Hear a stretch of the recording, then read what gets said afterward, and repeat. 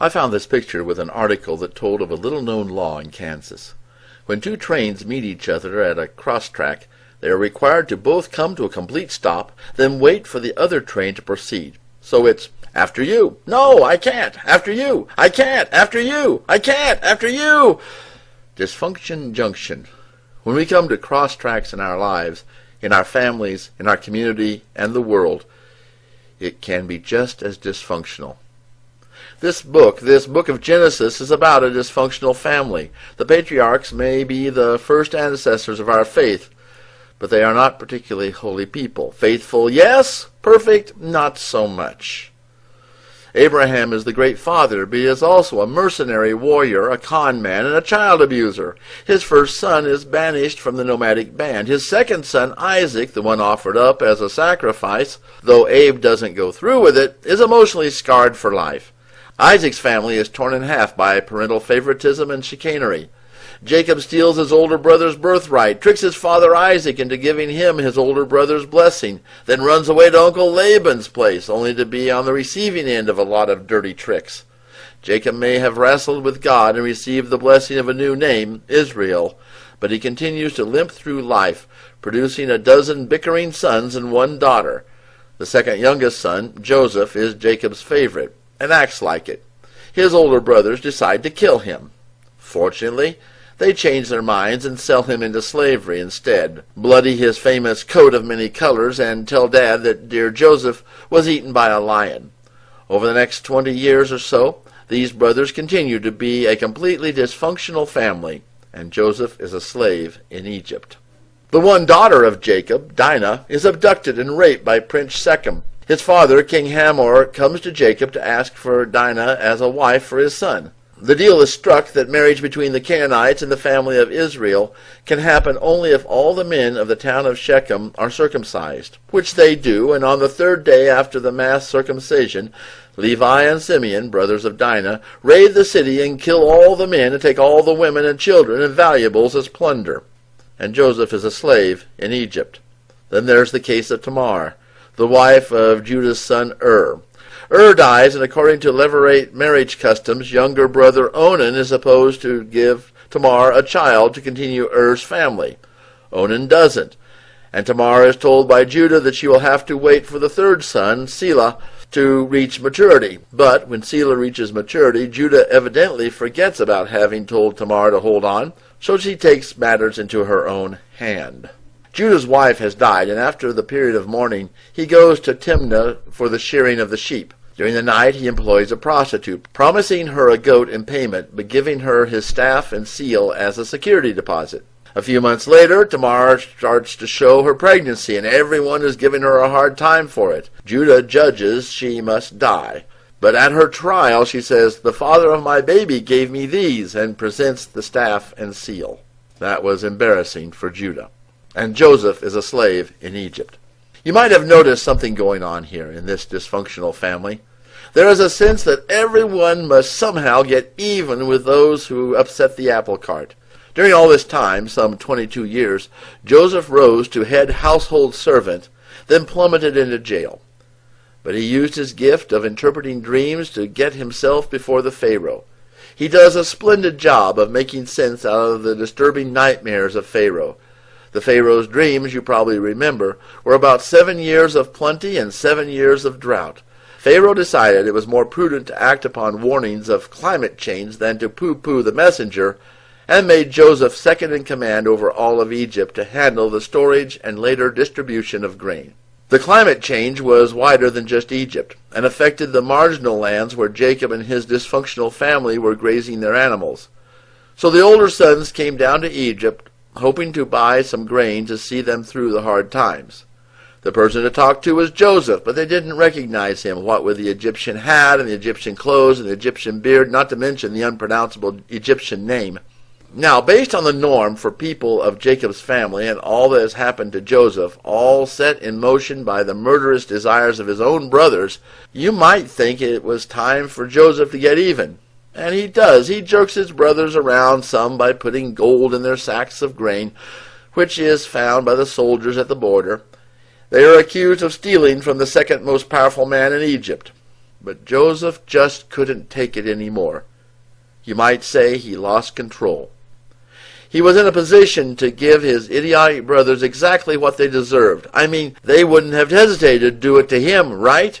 And our passage today begins with, "Then Joseph could no longer control himself." Uh-oh, someone's going to get it now. But in fact, what Joseph could no longer control was not his passion, but rather his compassion. There is a difference, you know. The other sons of Jacob knew passion. Makes your blood boil, doesn't it? Want to get even, don't you?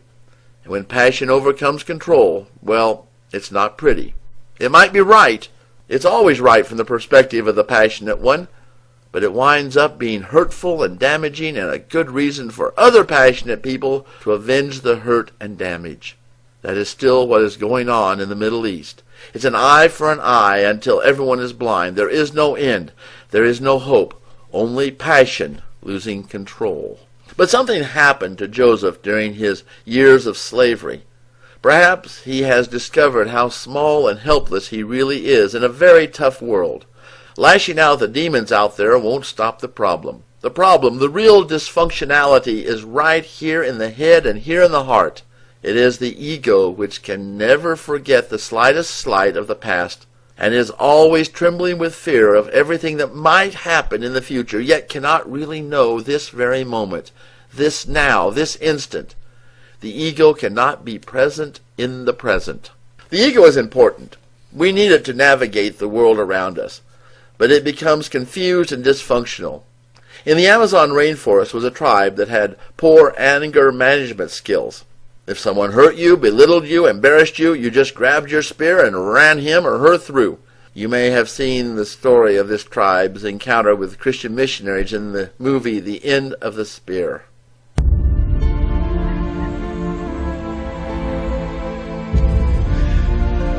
We have one chance to reach these people. No one's ever made contact with these people and lived to talk about it.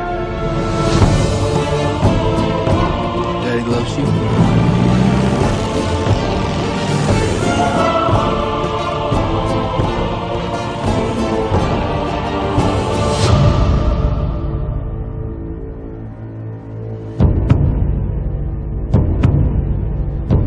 Gentlemen, we got company. Dad, are you okay? Please pick up. So far, we found 4 of them.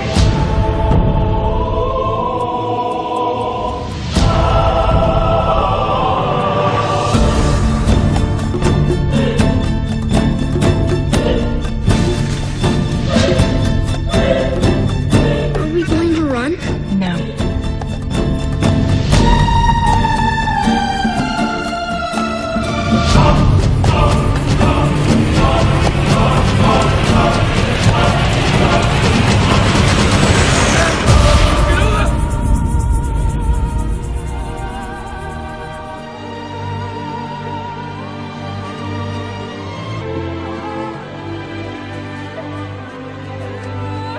What?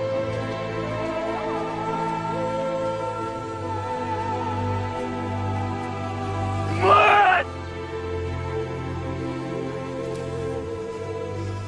自己带他吧。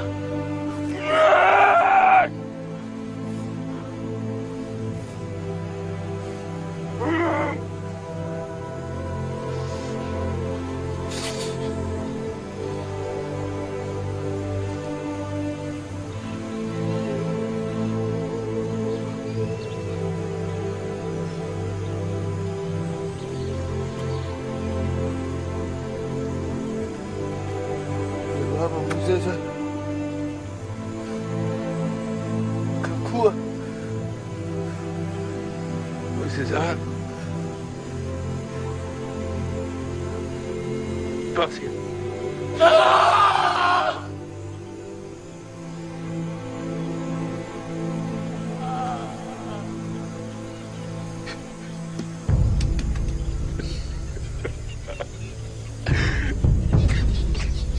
My father lost his life at the end of the spear.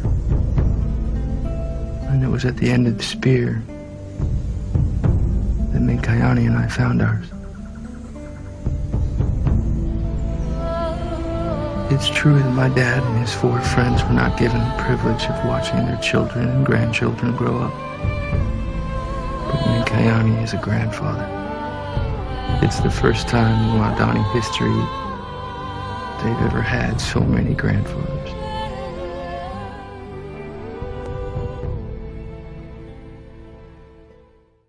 Do you hear the difference? Do you hear the different vision of what had happened? Joseph could have used his memories of his brothers to whip up his passion to do unto others as they deserved. But he chose, with God's grace, he chose to remember that for all their faults they were his family, and he had not seen them or his father for some 22 years. For all their faults he missed them and was homesick. So he chose, with God's grace, he chose compassion. Compassion. Passion together. According to Karen Armstrong, compassion is at the heart of every religion in the world. When asked to stand on one foot and recite the whole of the Torah, a rabbi said, "Don't do to others what you wouldn't want done unto you." That is the heart of the Torah. The rest is commentary.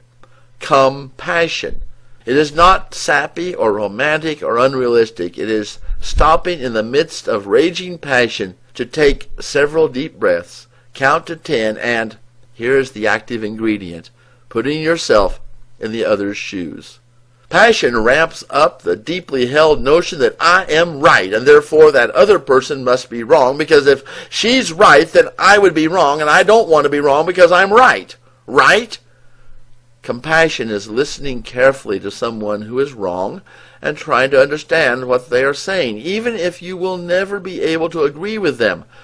Compassion is the realization I had one day in the gridlock of Denver traffic that whatever I was saying about the driver of the car in front of me, the person behind me was saying the same thing about me. Compassion is the spiritual knowledge that what goes around comes around, and hatefulness of others generates hatred toward me. Joseph explains he cannot blame his brothers for what they did to him, for it is by their action that God was able to put Joseph right where he needed to be to help his family through the famine. There's another word for this compassion: forgiveness. Now, our egos don't like the idea of forgiveness. How can forgiveness make up for all the wrongs done unto me in the past? It can't. Why should the wrongdoer get off scot-free when I suffered so much? It doesn't matter, because it is my experience that I am the one who suffers for my unrequited hatred. Forgiveness is a very self-serving act, for after losing control and having compassion and forgiveness, I am the one who gets off scot-free. Joseph has his family again. Joseph sees his father again.